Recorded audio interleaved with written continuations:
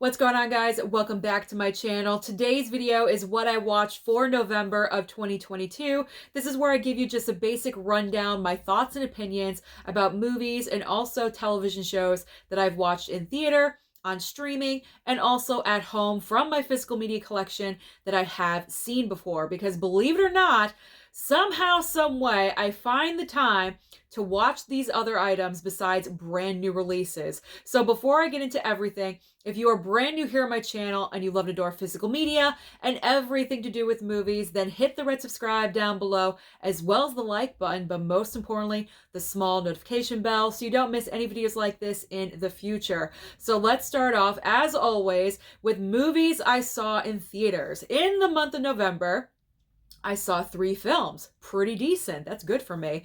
Starting off with Black Panther, Wakanda Forever.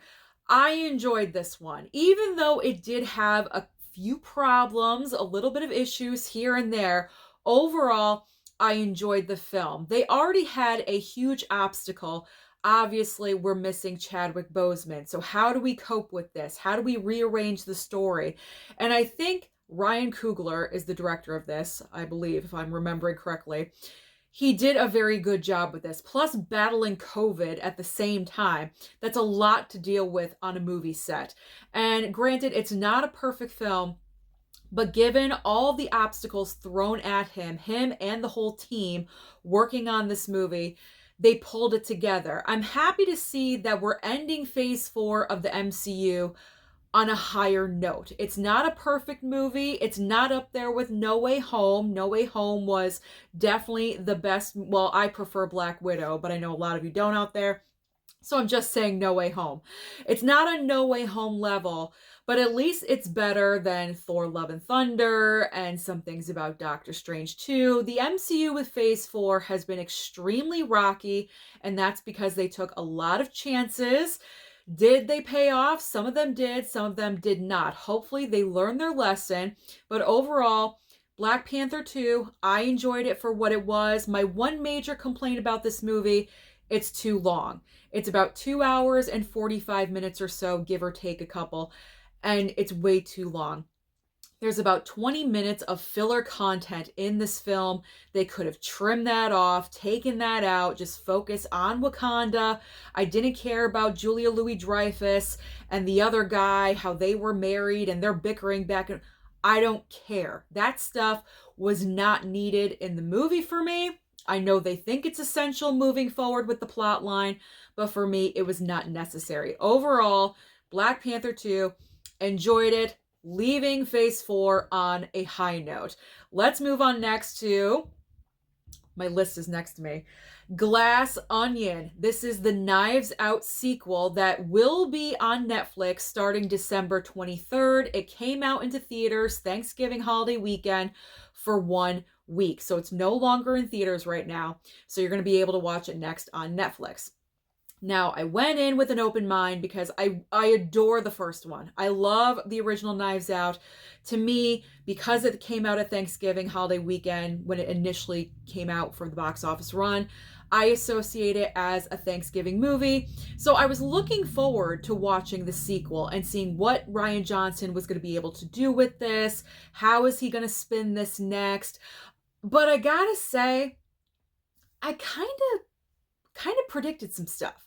Me personally, I was kind of already guessing of who could have done it, who's really doing, like starting to figure out. I was putting bits and pieces together, and I sat down to watch this. Now, there were elements of surprise. I will say that. I did not guess everything right off the bat, and I'm not going to spoil this for you because probably the majority of you have not seen this movie because it was very limited to theaters, only about 600 theaters. So I'm going to keep this very vague, but it wasn't that much of a shock to me when it was the ultimate reveal, I do have to say. Janelle Monáe is the standout in this movie to me. She's fantastic. She is absolutely the highlight of this entire film, but I do prefer the first movie.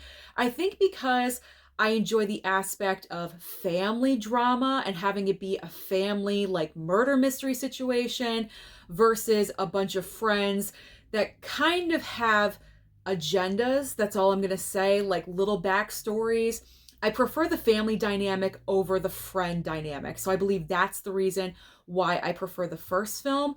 And then also Daniel Craig's performance in the second movie was kind of goofy to me. It wasn't as slick as the first film. He did get kind of goofy towards the end of the first movie, but the second film, it just seemed like he was like that the entire time. And that just really, I don't know, kind of turned me off. And the last movie I saw in theaters in November was The Menu, and I was really looking forward to this one. It has Anya Taylor-Joy. You really can't miss when it comes to her. Everything that she's in, she's just fantastic, and she is the focus of this film, but she does share it with Ralph Fiennes, but she is the main star of the movie, in my opinion.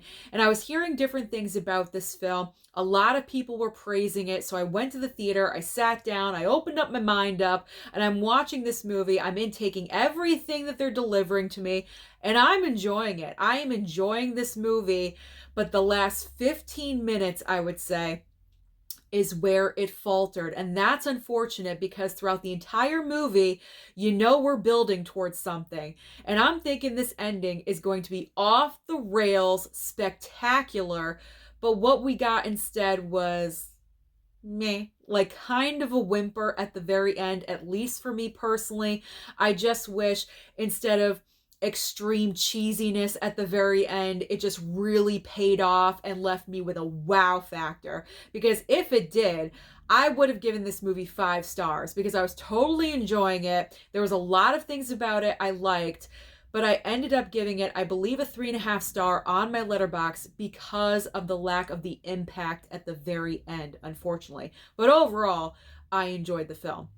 So now let's get into streaming. What have I been watching on streaming? I watched a lot in the month of November, more than usual.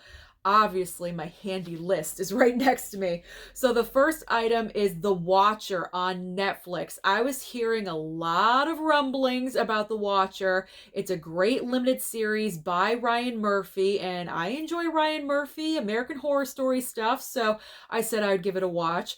Now, this limited series, I believe, is 7 or 8 episodes. The episodes, they go by fairly quickly, because you're so invested.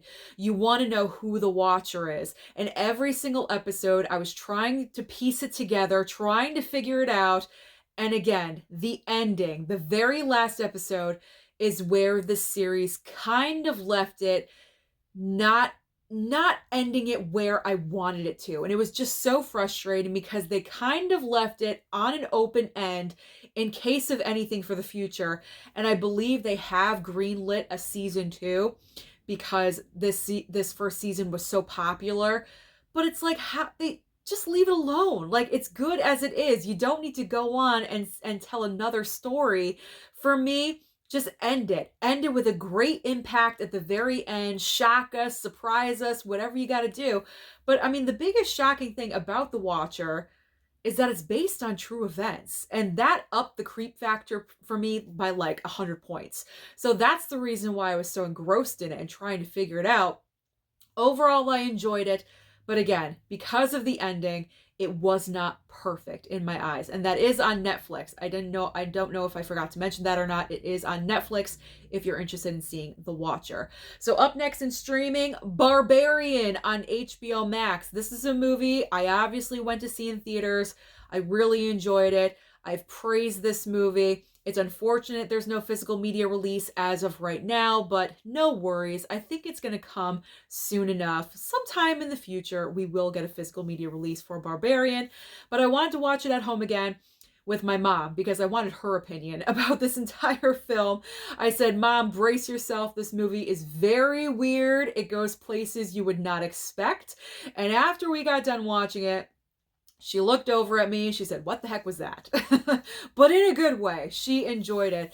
There's just so many elements to this film. You think you know where it's going. You honestly have no idea. Again, another great original concept horror film in 2022, and it is one of my favorites. So let's move on next to Blonde on Netflix. So November was biopic watching month here on my channel, so I was trying to watch as many biopics as possible, getting through my collection. So I thought this was the perfect opportunity to finally watch Blonde because it came out, I believe, late September on Netflix, and I still hadn't watched it. The number one reason was the runtime. It's almost 3 hours long. It's a very long film. But other than that, this movie was off the rails like crazy. And like, I don't even know what was real and what was true, if you understood that. Because this is based off of a novel under the same name of Blonde. But apparently, I believe Joyce Carol Oates wrote this novel. And she was kind of making stuff up. And my question is, why are we using made-up material or questionable material about someone's life? Shouldn't we just be sticking to the facts? If this is a biopic, try to make it as factual as possible. Apparently, they didn't want to do that. They went the route with the novel, and there was just a lot of circumstances in this film that I found very hard to believe did occur. But maybe they did. I don't know. It's very questionable. I don't know what happened in Marilyn's life, what was real, what was not real, except for her being married 2 times, having several miscarriages, having an affair with JFK. And that's pretty much, like, that's all I know. That's all I know. Everything else in this movie could be true or it could not be true. I honestly have no idea. I will praise Ana de Armas with her performance of being Marilyn and becoming Marilyn. She looks like her. She does sound like her. You know, the mannerisms, the walk, everything. But I will falter her with her accent. Ana de Armas does have a natural accent, and that pokes through. Every once in a while, it comes through, and I'm actually surprised that the director let that slide and didn't really say, cut, let's do it again. Anna, your accent came through. Can you just work on that? Yeah, that kind of bothered me just a little bit because I don't understand why they just wouldn't correct that. She could easily retake a scene. And there's a lot of scenes in here that are graphic, sexually graphic, especially the scene with JFK. I'm not going to go into detail, but if you've seen Blonde, you know what it is. So it was a long, almost 3 hours. I actually broke it up into 2 watchings because it was just too long. I fell asleep. So I pretty much watched like a first hour and a half and then I finished it the next day. It's a lot. Just like this review of Blonde. It's a lot of information, and I apologize about that. But if you can embrace it for what it is, then I guess you'll enjoy it. But for me, I know personally I won't watch this again. It's just too much of my time. It's a one and done for me. I experienced it and that's it. I'm not sure if Ana de Armas will get recognized during award season. She probably will because she's playing an icon in Hollywood and Hollywood loves itself. So let's be honest. She's probably going to get nominated for something. I'm not sure about the Oscar though, so I will keep tabs on that for the future. All right, next up on the list is my man Sly in Tulsa King on Paramount Plus. All I gotta say is, if you are a fan of Sly Stallone and you are not watching Tulsa King, you're missing out. This is pretty much Sly playing a gangster. He just served 25 years in prison. He gets out. He's assigned to move to Tulsa to rebuild from the ground up, pretty much. That's like the roundabout description of this show. This is not a comedy in any way, shape, or form, but the way that Sly delivers some of his lines are the funniest things I've ever seen come out of his mouth. He is so entertaining with this show. He's delivering a wide range of emotions. In the last episode, he cried at the very end. I'm impressed. I am. We all know Sly is not the best actor on the planet. That's obvious. I mean, he falls into that category. He's got the charisma. He's got, the talent of directing and writing. He's not the best actor. But he tries his best. He's like the underdog in my eyes of Hollywood. And that's why I embrace him. And that's why I love him, because he just keeps on chugging along and puts out projects. Whether you like it or not, he just keeps going. So Tulsa King, I recommend you watch it. Give it a couple episodes. See if you like it. It's on Paramount Plus. Comment down below and let me know if you have seen it and your thoughts about it. So up next on streaming, I watched Smile on Paramount Plus as well. Creepy, right?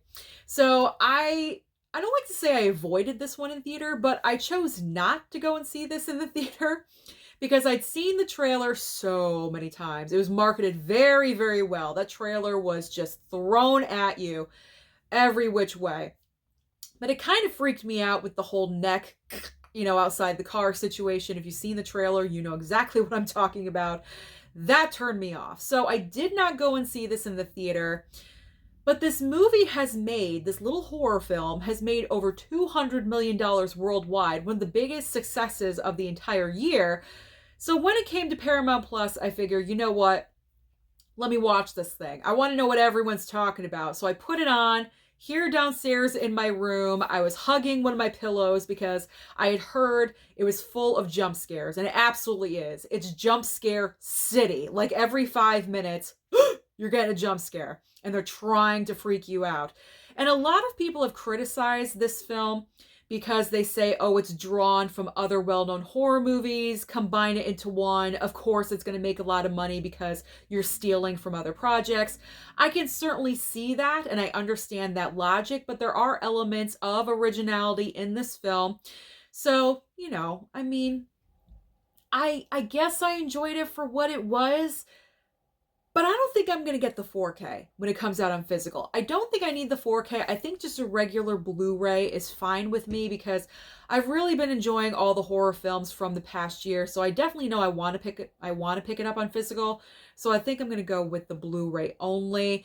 But yeah, it's nothing that overly impressed me. There are other movies from the year, horror films specifically, that did impress me more with the originality. But I mean, it's not bad. It's not the worst horror movie I've ever seen. Halloween Ends. All right, let's move on. Let's move on next to A Christmas Story Christmas on HBO Max. So I think when we all heard the title, we said, what? That's the worst title I've ever heard, ever, ever in life. A Christmas Story Christmas. So I kind of was already thinking, what are they doing? But what they did do correctly, they brought back the original actor that played Ralphie, Schwartz, and Flick. All those original people came back, so that was great to know. They all wanted to participate. Even, I forget his name, but even the bullies were in there. But I was still like, I don't know about this one. So I put it on. Mom and I watched it together. And I was pleasantly surprised. This was one of my favorites of the past month. It just had all the Christmas nostalgia from the first film. It gave you the warmth, the vibes, everything that you want to feel in a Christmas movie, watching it with your family, with your kids at this time of year. I loved it. I really highly liked it. I won't say loved it. I highly liked it, and I highly enjoyed it. I think I gave it a 4-star. 3.5 or a 4-star. I really enjoyed this thing. That's pretty good considering I was thinking this was going to be dog shit on a plate. Like, I did not think that this was going to be anything to write home about, but I was pleasantly surprised with A Christmas Story Christmas. So if you have not streamed it yet, please do so this month in December for the holidays. Do a double feature on Christmas Day. Watch A Christmas Story and then A Christmas Story Christmas and just make a whole day out of it with your family. How's that for marketing? Let's move on to the next item because there's more. I watch more. See How They Run over on HBO Max. So this is another one of those movies that is not getting a physical media release as of right now anyway. And I'm actually happy that it did not come out in physical because I'm not going to buy this. This was a one-time watch for me, a one and a done, pretty much because it's a murder mystery. And when I watch murder mysteries, besides Knives Out, because Knives Out highly entertains me, and I always find something new when I watch that one for some reason, but See How They Run, in my opinion, very basic murder mystery. There's nothing super fantastic about this one. Once you figure it out, okay, we're done. We can move on with our lives. So I personally don't need a physical media for this one. Because the reason why I would is for Sam Rockwell, because I love Sam. You guys know this. But I felt like Sam's performance as the lead detective. Saoirse Ronan is also helping him try to solve the case. But Sam's performance, not his best. I gotta say, very lackluster. Didn't stand out to me. He was kind of just like walking through it. I don't know. It just seemed like he didn't want to be there for some reason. He was, hey, I'm getting paid and I'm showing up and that's it. Like, there was really nothing fantastic about his performance. So it's a very average movie to me. And if I ever want to watch it again, I have it on HBO Max. And, if it leaves, so be it. Like, I won't cry. I won't cry about it. So that's a one and done for me. Next up is the Guardians of the Galaxy Christmas special on Disney Plus.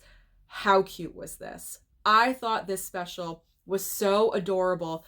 Peter kind of feeling down, obviously, about Gamora, and Drax and Mantis wanting to give him a nice Christmas, going to kidnap Kevin Bacon and bringing him back as Peter's gift. I just thought it was amazing that Kevin Bacon agreed to even be a part of this. Like, that in itself is an amazing thing.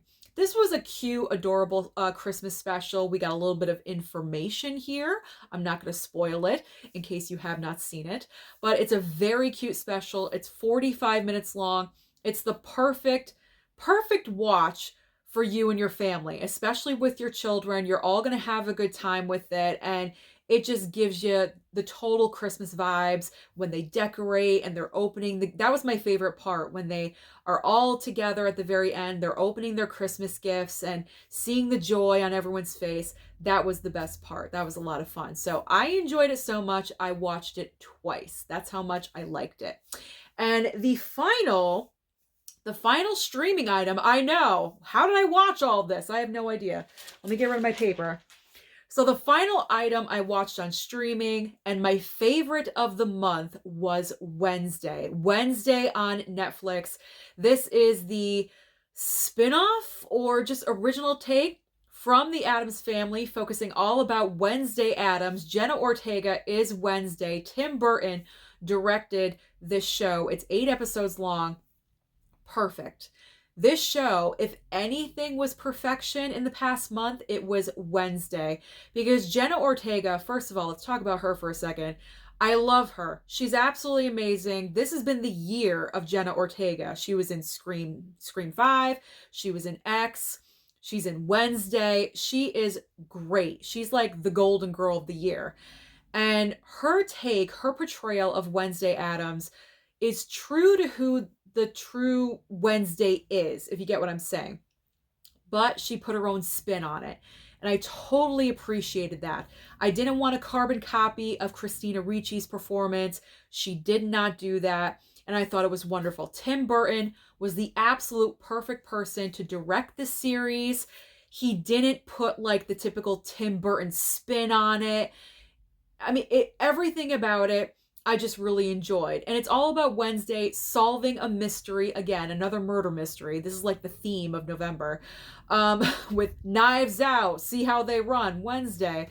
But having like a mystery that she's trying to solve, I thought was a great concept while she's at school at Nevermore Academy, and having a great supporting all-star cast. Well, not all-star, but great supporting cast.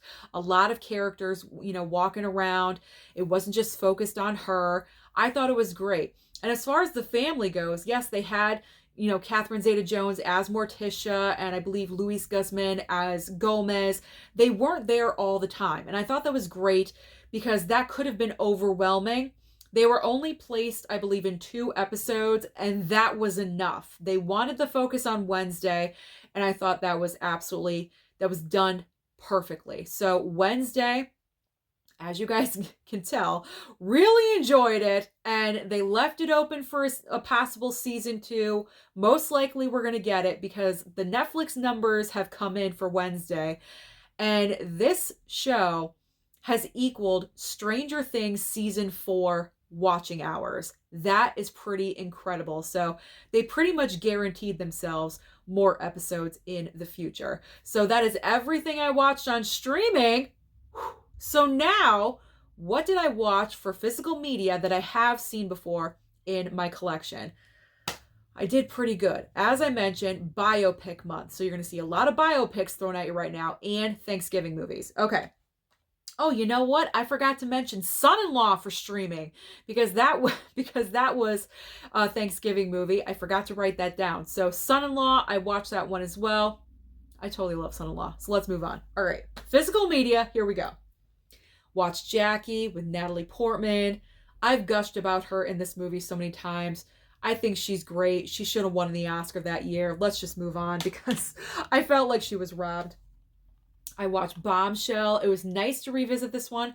I feel like every time I watch Bombshell, it's been like 3 or 4 times now, I enjoy it more and more every time. So that's good. Watch Elvis on 4K with the family. All enjoyed it. It was a good rewatch for me. Mommy Dearest. Finally got to check out the Paramount Presents of Mommy Dearest. I have seen this one before. Like, woo! Oh my gosh. She was crazy. Joan Crawford was crazy. Rocket Man with Taron Egerton as Elton John. And how appropriate, because Elton John just did his last performance here in America, like ever. So that was sad to find out. But this was great to revisit because I hadn't seen this since I saw it in the theater. So I loved rewatching that one. My favorite Margot Robbie, I, Tonya, the Tonya Harding story, the whole thing about the whack of the knee and, you know, all of her childhood and her marriage to Jeff. Oh my gosh, what a drama. If you've not seen this, you need to. You can pick this up at Big Lots for like $3-5. Very cheap. House of Gucci. That's all I gotta say. House of Gucci. Lady Gaga. I mean, come on. She's amazing. She is that movie. Bohemian Rhapsody, Freddie Mercury. Oh my gosh. I loved and adored Queen when I was growing up. I really did. So anytime I could watch. I've seen this movie so many times though. So many times. It never gets old. Rami Malek. I love his performance in this and I always will. I just love Queen. What could I say? Revisited Ed Wood. My mom saw this one for the first time and she really enjoyed it. And I enjoy this movie too. I think it's great.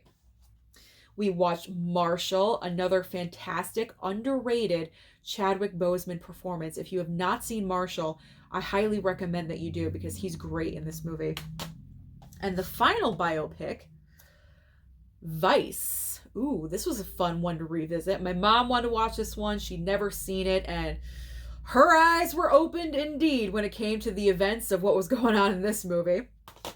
I'm sure all of our eyes were wide open with that one.